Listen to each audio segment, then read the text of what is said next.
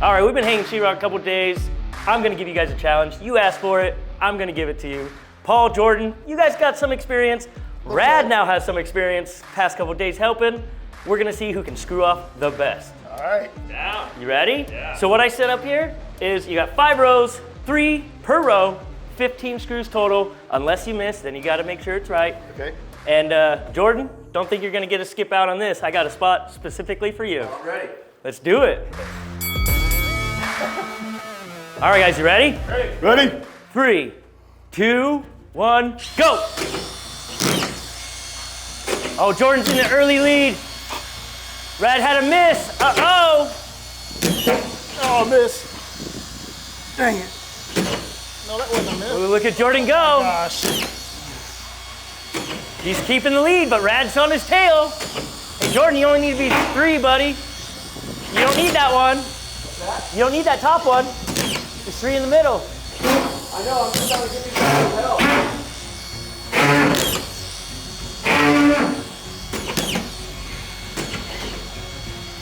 Ooh. It is so close. They're literally. Oh, how can I miss the stud pack? How'd you miss that stud? Ooh, Rad. Rad got it. Woo! And whoo! Paul, Jordan beat your last screw Blinker. by a second. I got 4 misses. Oh man, when it comes to like cleanliness though, Jordan takes it on that one. You're like 3 inches off the stud. Jordan can't fix him yet. Yeah, you were doing this top one. Yeah, so I did 3 in the field. I did 4 here instead of 3, and if I would have just done 3, I would have kicked y'all's ass. Oh. Any of Jordan's teachers that are watching the video, they're like, classic. Jordan doesn't listen to instructions. Oh. Yeah, let's start with Jordan. He was doing great. Started off early lead, but then he decided to do this extra screw. And so he had his 15 screws in by the 4th row, but that wasn't the rule. Right. The rule was you needed your 5 rows done. All right. So Rad snuck out getting done first by that much. And he only had he had 2 misses. So that's good too. You did all right considering I haven't seen a screw gun in your hand this whole week. So that's good. You got 3 misses, but you finished 3. last. Oh, yeah, these 2. And these shouldn't have been a miss because There's a big old beam right there of just studs. y'all sabotaged me right here. Y'all did something before you set that rock. Rad ended up finishing first, but he had 1, 2, 3, 4 misses. So, I mean, golly. That's tough to grade. It is tough to grade. I think I'm going to give it to Jordan because he had less misses, more screws put in a time frame, and Rad only beat him by a little bit. So we'll go with Jordan takes that. Nice job, Jordan. Good job. Nice work, nice work. Thank you, guys. Yeah. Paul, you took last. All right, guys, it is 5 o'clock on Monday afternoon. The sun is setting, but we're trying to get a first coat of mud on the first floor in the garage. I'm going to stay out of the way. Danny, what are you using? This is an automatic taper. All right.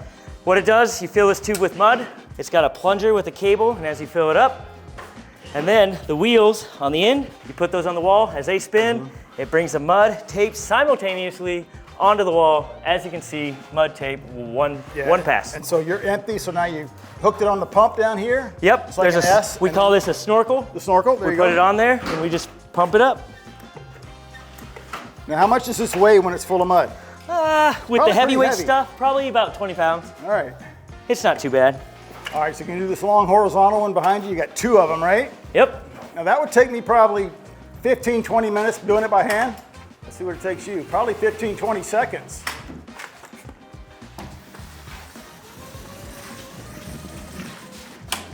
And you do this on stilts too, right? Yes, sir. Oh my God. All the time. Speed That's it. is the only way to go. Nuts. Right behind you, Dad. And on this wall, full length of the garage, check this out.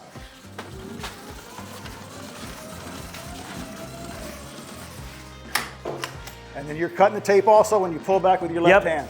And you want to make sure to stop, cut, because if you don't, the tape will feed, blade will go, and it'll jam all up. I usually want to try things, but I don't think I want to try that. If you break it, we get to go home. I can do a bazooka full in less than a minute, which is about 80 feet of tape. So That's nuts. Yeah, it is nuts. And I'm probably gonna run out of tape on this long run.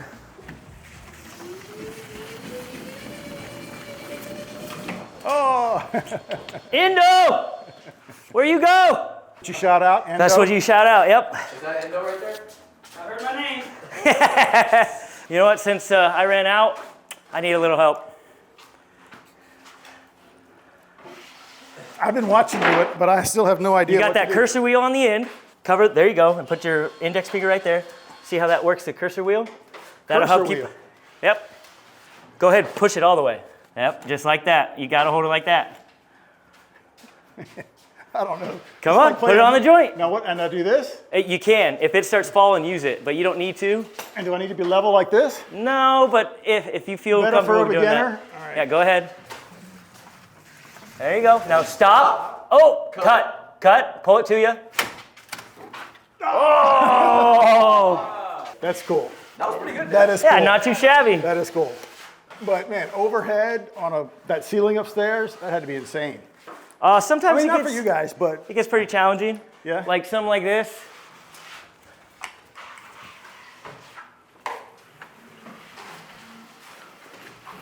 That, over a period of time, Yeah. whew, that'll wipe a short guy like me out. yeah. I might just man up and do all of it. Be the first time. First time that I manned up. Nice. I hope you put that in there. No, you can use it. I was just gonna cut it and use it for this. Man.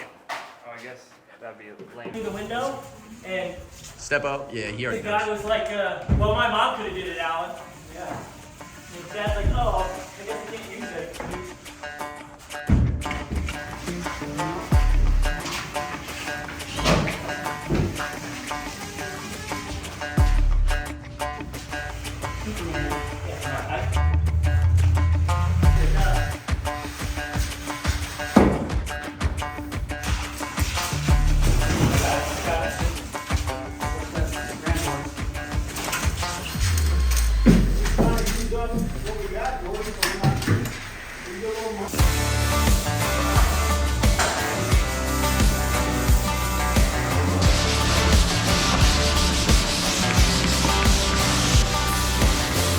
Oh, this isn't even drywall sandpaper?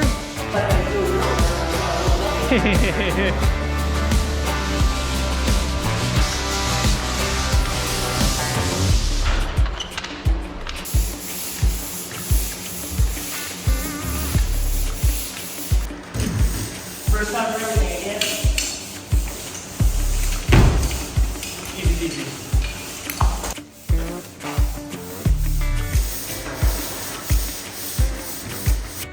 Like 460 to maybe $30. Get it, Jordan. Sounds good, yeah. Full pump, good to do. You just feed it right there, huh? Starts to ooze out. Perfect.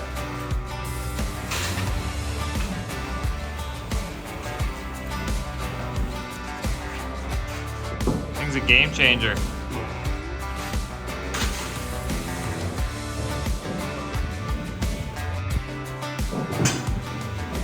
All right, guys, it is Wednesday at noon. Church bells are ringing. You guys got to hit the road. But 5 days ago, what we're looking at? Bare bones. Framing and stacks of 5/8 drywall And everywhere. we started this ceiling in that spot right over there. Unbelievable how much y'all got done. I hope y'all had a good enough time where you'll come back and help us with the main house. Absolutely. You let me come play in the mud anytime, I'll be there. Any big surprises here? We knew this was gonna be slow going. If it was like a flat 9-foot house, Right. we'd be in and out way faster. All right, well, we'll try to make it easier on the main house. Not from what I've heard. And you're actually flying back in like 6 hours, right? Yeah, I fly back tonight. You get to work tomorrow? Gotta work tomorrow. Man, no breaks. Life of blue collar. Hey, you guys are legends. I can't believe it. Thank you so much. Hey, thanks for Appreciate having it, us. man. Yep. It was a great time. Great to meet you guys. If we're ever up in Washington and Hit you us need up. some, and you need some help, we're going to be Yeah, right hit there. us up. You got a place to stay no matter what. Cool. Love it. Go fishing. Love it. Nice. Thanks, bud. Thanks. Appreciate it so much. All right, guys, it's a few days later, and we have been burning the candles at both ends ever since 2 weeks ago when we put the roof on the building. So yesterday, we took a day off, much needed. I'm feeling better. How about you, Jordan Rad? You ready to go? Yeah. Let's go. So Alan and Danny made it back to Washington safely. How awesome that they were able to come down here, donate their time to Drywall and mud the Stud Pack Dream Garage. Epic family, epic guys. I want to see a bunch of W. Danny and W. Allen in the comments below. But the day they got here, they couldn't actually start work until the next day because of some scheduling issues on our end. So unfortunately, there are a couple of things left for us to do. It's going to be old Stud Pack with the drywall. One of those things, a bunch of you have already pointed out in the comments on the previous video, is this 3-inch sewer line right here. We don't want it in the garage. We're going to cover it with a soffit. Let's get started.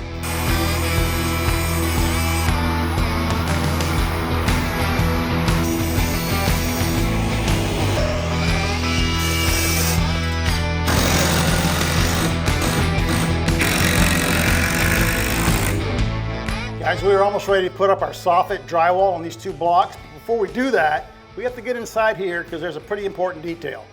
One of the reasons we're putting this soffit in is to enclose this pipe so it looks better. The primary reason has to do with fire blocking. If a fire starts in the garage, it's going to get up here and melt this pipe. And then it's going to get up in here. Now the fire has an access into the floor system and over here into the wall system. So we're going to fill all this with foam. The drywall's going to keep a garage fire from getting to the pipe, and the foam's going to keep a fire in the soffit in case the sewer ever catches fire.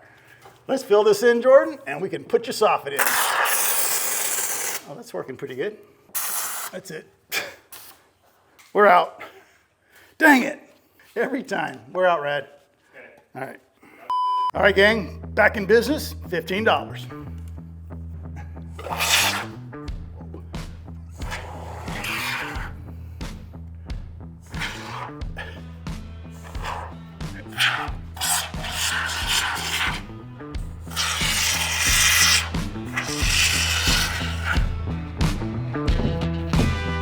Flush on mine. Okay.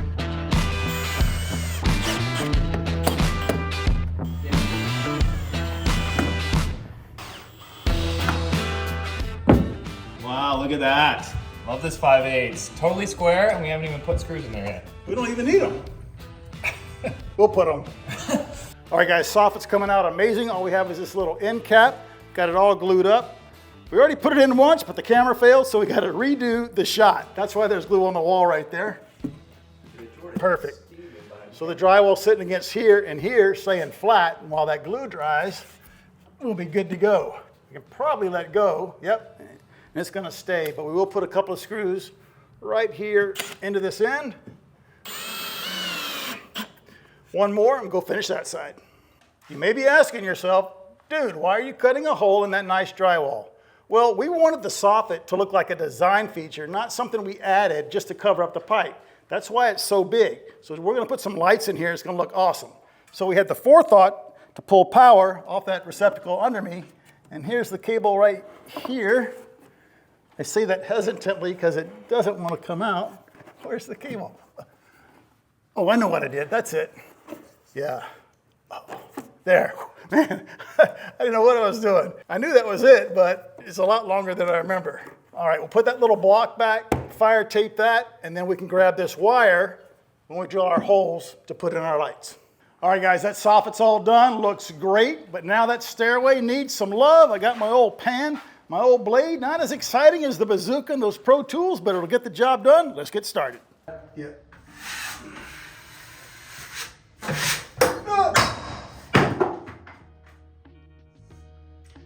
All right, one of you got to go get it.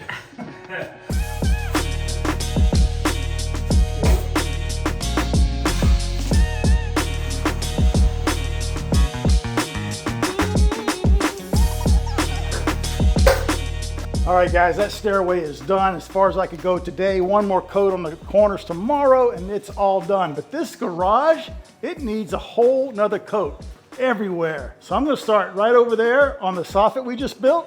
Jordan Rad, I'm going to start on screws.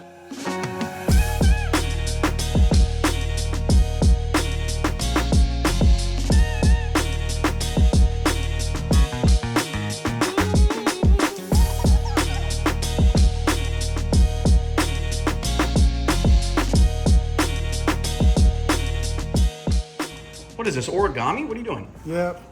last piece of corner bead. And in true stud pack fashion, it's the last piece and it's a little short. So I just did a little outside corner with the tape. You'll never notice it. I'm within half an inch of that back corner. Little mud, you'll never know it. Alan and Danny, be proud. All right, guys, there is the Soffit concealing the sewer line. A lot of you commented about that. No, you'll never know. Now, you saw the first coat of mud being put on that. I put on a second coat about 24 hours ago, and as you can see, it is still drying. So we're gonna let that dry really well before we put on the third coat. Now, let's talk about this beam right here in the middle of the garage. We love the fact that there's a steel I-beam supporting the floor, but it had to be wrapped in drywall to protect it from fire. That's what the inspector's gonna be looking for. He's gonna fail us if we don't do that. But we don't wanna see a big drywall beam there. No disrespect to Alan and Danny. So we thought we'd pay a little bit of homage to that steel I-beam that's encased in there by wrapping it in another material, but we don't know what. If you have an idea, drop it down below in the comments, and who knows, your idea may wrap that beam. But for right now, we're gonna make it smooth with drywall compound. I've got it all set up here on the ladder, so let's float the bottom of this beam out and make it look pretty.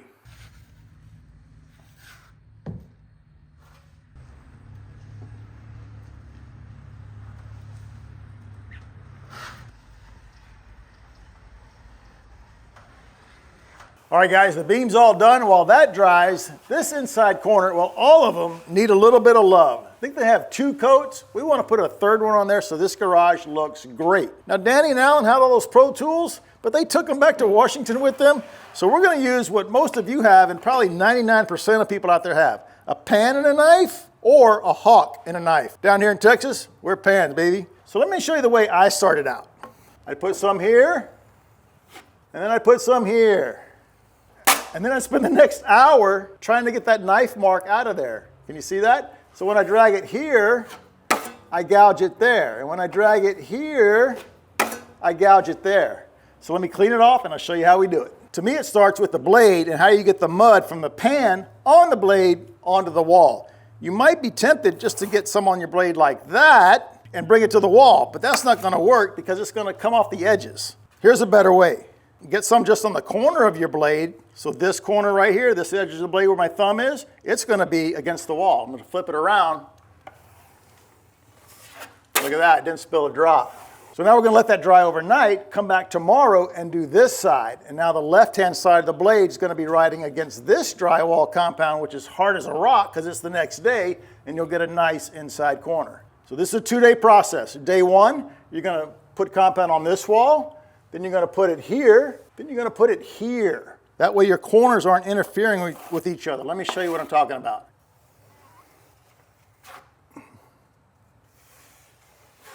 You don't want to see the tape. See how you barely see it right there? I'm trying to pull a little bit more. That's better. I'm going to leave it alone. I'm going to go up here to the ceiling, pull towards the camera, pull towards Jordan. So I'm kind of flying through this, gang. We're trying to finish this drywall video because we're doing another video at the same time. We're trying to get some content out for you, and we're making great progress. But that's the idea, right? The trickiest part is here, here, and here, because you got to have an inside corner. Put a little bit more there, sand it, it's going to be fine. Next thing we're going to talk about is how do you fill in all the screw holes or the nail holes if you're using nails. We don't have that special nail spotter like Alan and Danny brought with them from Washington, so it's back to the pan and knife. Now we left this screw head out intentionally for you. Listen to the sound it makes when I drag my knife over it. So that's a clicker or a ringer because it's ringing the blade. Can't have those because the mud is never going to cover that. It's got to be below the paper of the drywall. Now listen. That's what you want to hear. Now, as far as coating those with mud, there's 2 ways. I'm going to show you the way I see a lot of people doing it. And I'm going to count the motions. 1, 2, 3, 4, 5, 6. That's great, but this is better. It's going to be 1, 2, and you're done. Let me see that again. It's going to be 1, 2, and you're done. Walk away. You wish you were that fast in the competition. Yeah, thanks. We didn't have a screw coating competition. I'd have beat both of you. Yeah. All right, guys, remember this inside corner? We told you it was a 2-day job. So that means you have a 5-gallon bucket full of drywall compound. So what are you gonna do? You're just gonna leave it out? You can't, because it's gonna harden and get crunchy, and all those crunchies are gonna ruin your mud, and you're gonna have to throw out the whole batch. So here's a cool way to save it and prepare for the next day, and it's really easy. You can use a hose, but I've got some water here. Don't worry, it's cloudy just because that's drywall compound we've been using to clean in. I'm just gonna pour some on top, and all this on the side, you gotta clean it off, because it's gonna harden and ruin your mud. And I usually just take my hand and I wash the sides of the bucket, and that'll stay for tomorrow. If you want, you can put a cover on it so leaves or sticks don't blow in there, but usually we put this inside, pour the water off the next day, remix it, and you're good to go. Now, every day you do that, remember there's gonna be a little water in there, so it's gonna get thinner and thinner. But hopefully, 2 or 3 day project, it's not gonna get too thin for you, so it's flying everywhere, like on my hat. All right, guys, we've been filming a lot down in the garage. We've been holding out on you upstairs. We wanted to show you all the details in there. But first, turn around and check out this awesome stairwell. Look at that. 3 windows, 3 lights. Can't wait to paint this thing. So come on in here with me. This is the upstairs apartment. This is where Jordan's gonna be living when we build the main house. And look how cool it looks, ready for paint.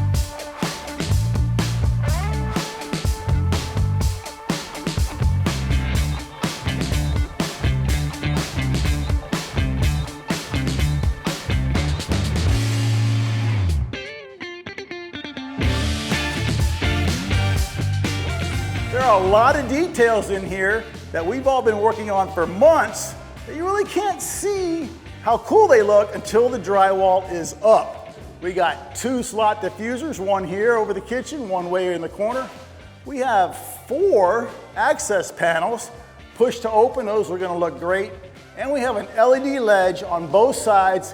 We'll have some cool LEDs shining up on the ceiling. Can't wait to see those. Now all these inside, outside corners, all the details we're talking about are dialed in, crisp and clean, just like we like it. Most of that is due to the professionalism we had in here with Danny and Alan, but a lot of it was due to the products we use from Trimtex. We're not sponsored by them. We sent them an email a few months ago and they sent us a ton of samples so we could pick out the right products. One of them is this Fast Edge. It's 4.5 inches wide, comes in a big roll. We couldn't find it, so they sent us a roll. And look at this, gang. You fold it on that dotted line to any angle you want. Let's show them where we used it, Jordan. We used it in this inside corner right here, from the kitchen wall up to the ceiling, the one behind you where the bridge is gonna be, in the office, and a few other areas in this build, and it turned out great. Another product we used was their tearaway bead. If you're not sure what that is, just look it up online. Awesome product. We used it around the panels here, the access panels. Looks super clean. Now, as much as we would like to say that the drywall is complete, we can't really say that in all honesty. There are a few areas that Jordan Rad and I have to remove. Now, it doesn't have anything to do with what Danny and Alan did. It has to do with the crazy ideas that Jordan has found that are gonna take this build to a different level. It's gonna blow your minds. So make sure you stay tuned for that video, but for this video, it's gonna be a wrap. So get yourself a bazooka, just like Danny used, smear it over your like button, smash it for us, drop one of your awesome comments, ask a question. Don't forget to head on over to Instagram, check us out at StudPackOfficial. You can always get Stud Pack merch over at bunkerbranding.com. Please subscribe, and we'll see you right back here on our very next video.